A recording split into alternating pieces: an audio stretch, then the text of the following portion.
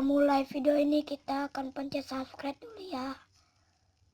Pencet tombol loncengnya, nyalakan. Assalamualaikum warahmatullahi wabarakatuh. Jumpa lagi bersama Foresta Sehat. Kali ini kami akan membagi tips tentang khasiat daun saga yang menimbulkan batuk kering. Daun saga merupakan tanaman atau tumbuhan liar yang sangat mudah ditemui di area hutan atau ladang-ladang. Banyak juga tanaman ini ditanam di area pesawahan, juga ada di sekitar rumah karena khasiatnya daun saga untuk kesehatan.